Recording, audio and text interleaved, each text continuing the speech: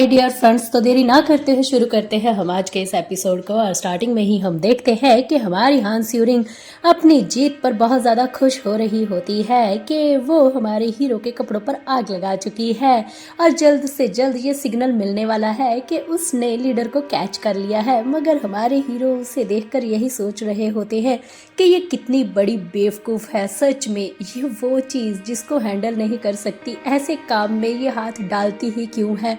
और वो सच में अपने दिमाग में यही सब कुछ सोच रहा होता है ऐसी सिचुएशन में भी जब उसके कपड़ों पर आग लगी हुई हो और हमारी हीरोइन मौका पाते ही उसे धक्का देकर ज़मीन पर लेटा देती है और उसे गौर से घूर कर देखने लगती है, अपने दोनों हाथ उसके आसपास रखकर कि अब ये क्या करेगा। और हमारे हीरो तो बिल्कुल ही उसके ऑपोजिट करते हैं और अपने हाथ को आगे बढ़ाते हुए वो उसके चेहरे की तरफ करने लगता है और कहता है कि ये क्या है, तुम ऐसे कैसे कर सकती हो, तुम्हारे चेहरे पर खून लगा हुआ है, वो भी किसी और मर्द का, ये सच में कितना गंदा है।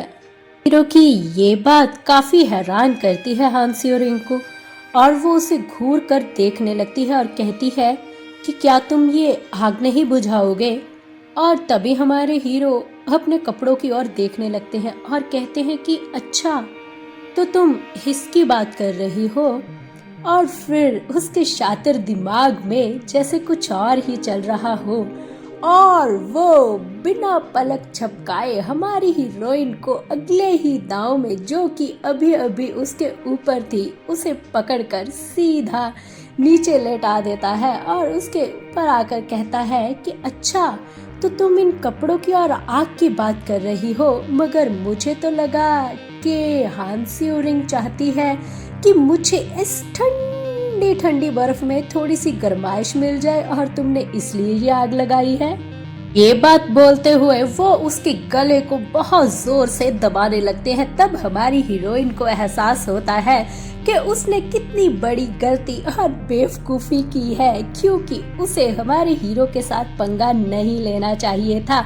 और वो तो मुस्कुरा रहा होता है उस आग को देखकर और तभी फिर वो बातों ही बातों में उसे और चिड़चिड़ा करते हुए कहता है कि हाँ, तुमने जो कुछ सीखा है उसे अगर तुम इम्प्लीमेंट करना चाहती हो तो बहुत अच्छी बात है, मगर तुम्हें कम से कम ये तो सोचना चाहिए कि तुम ये सारी चीज़ें, ये सारी ट्रिक किस पर यूज़ कर रही हो। क्योंकि अगर नॉर्मल इंसान पर करोगी तो कोई प्रॉब्लम नहीं है, मगर अगर मुझ जैसे माहिर बंदे पर करोगी तो फिर तो फंसोगी ना। और फिर ये बात करते हुए वो अपने ऊपर के उस जली हुई जैकेट को उतारने लगता है और वो बहुत ही ज़्यादा इसमें हॉट लग रहा होता है।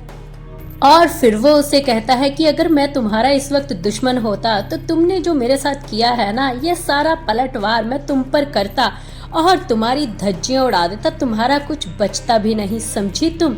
इसलिए आइंदा अपनी ये जो छोटी छोटी ट्रिक्स है ना, सोच समझ कर यूज करना। और ये बात सुन के हमारी हीरोइन एकदम से चिढ़ सी जाती है और दूसरी तरफ देखते हुए मुंह बनाने लगती है और उसे इस तरीके से मुंह फुलाता हुआ देखकर हमारे हीरो उसे गौर से घूरकर देखने लगते हैं और अपने मन में सोचने लगता है कि सच में हद है, अब मैं क्या करूं। और तभी फिर वो दूसरी तरफ देखता है, यहाँ पर बर्फ ही बर्फ, मतलब चारों ओर जमी हुई थी। वहां से अपने हाथ में वो थोड़ी सी बर्फ लेता है और उससे देखकर कहता है कि सच में तुम्हारी आदतें दिन ब दिन बिगड़ती जा रही हैं। मैं तुम्हें कह रहा हूँ कि अपनी आदतें थोड़ी सी सुधार लो, मगर फिर भी तुम वैसी की वैसी हो। देखो तो कैसे चेहरे पर किसी और का ब्लड लेकर घूम रही हो, कितना गंदा और भद्दा लग रहा है ये। और उसे इस तरीके से बिहेव करता देख हमारी हीरोइन चिढ़ने लगती है और कहती है कि तुम आखिर ये कर क्या रहे हो, छोड़ो मुझे। और हमारे हीरो जब उसके चेहरे पर वो बर्फ लगा रहे थे और उससे खून साफ कर रहे थे, तभी उसकी नजर उसकी गर्दन की ओर जाती है और वो वहीं पर एकदम से फ्रीज हो जाता है, क्योंकि तब उसे असल में सिचुएशन समझ में आती है कि पहले क्या होकर हटा है। और तभी फिर भी उसके चेहरे को देखकर कहता है कि हान स्यूरिंग, सच में तुम्हें किसी ने काटा है ना? और ये सारे निशान उसी चीज के हैं। और फिर वो उसके गर्दन के कॉलर को थोड़ा सा नीचे की ओर करने लगता है और उसके तो जैसे मानो पैरों तले जमीन निकल जाती है जब वो गंदे गंदे दांतों के निशान देखता है उसकी बॉडी पर, और वो कहता है कि क्या सच में ये सब कुछ हुआ है? और ये सब कुछ किसने किया है? क्या ये इसी घटिया इंसान ने किया है, सांग वो चेन ने? हाँ, क्या कुछ और भी हुआ है? क्या ऐसे निशान तुम्हारी बॉडी पर कहीं और भी हैं क्या? वैसे भी ये बहुत ही गंदी सोच का मालिक है ना, इसने कुछ और भी किया होगा। तुम्हारे शायद कपड़े ऊपर उठा के देखे होंगे या स्किन को नोच कर देखा होगा या कुछ ऐसा।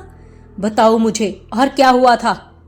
हमारी हीरोइन उसकी ये बात सुन के उसे घूर कर देखने लगती है, और तभी फिर हमारे हीरो उसे देखकर कहते हैं, या उसने कहीं पर लिख भी किया है। हाँ, अब तो मुझे सोचना पड़ेगा। ये दांतों के निशान और ये वाले निशान और बॉडी पे और भी कई निशान है। अब हम इस सिचुएशन में पहुंच ही चुके हैं, तो चलो मैं पूरा मुआयना करता हूँ कि क्या क्या हो सकता था और क्या क्या हुआ है तुम्हारे साथ। और अगर तुम्हारे ये वाले निशान तुम्हारा पति देख ले तो उसकी कैसी हालत होगी? अरे वो तो भागा हुआ भी वापस चला आएगा सच में। और उसकी ये बात सुनकर हान सियोरिंग जो अभी गुस्से में थी, वो अपने हाथों में जो बर्फ लेती है उसके मुंह पर फेंकती है और चिल्लाती है कि तुम आखिर मेरे पति के बारे में जानते ही क्या हो।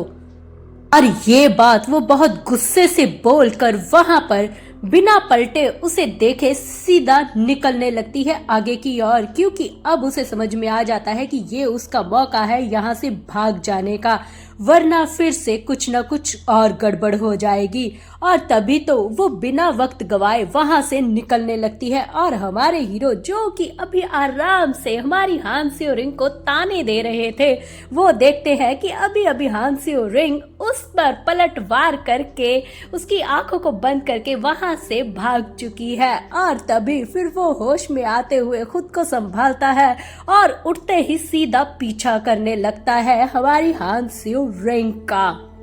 इस वक्त ये उम्मीद तो हमारी हीरोइन ने बिल्कुल भी नहीं की थी कि वो उसके पीछे आने वाला है, और जब वो उसे देखती है कि वो सच में उसका पीछा कर रहा है तो वो अपने मन में सोचने लगती है कि सच में ये ट्रेनिंग का एंड है। और जिस तरीके से और जिस निगाह से ये मुझे घूर कर देख रहा है और मेरे पीछे आ रहा है, अगर मैं इस बार पकड़ी गई तो सच में मुझे लग रहा है सब कुछ यहीं पे खत्म हो जाएगा। और इसलिए मुझे पूरा जोश लगाना होगा, मुझे भागना होगा।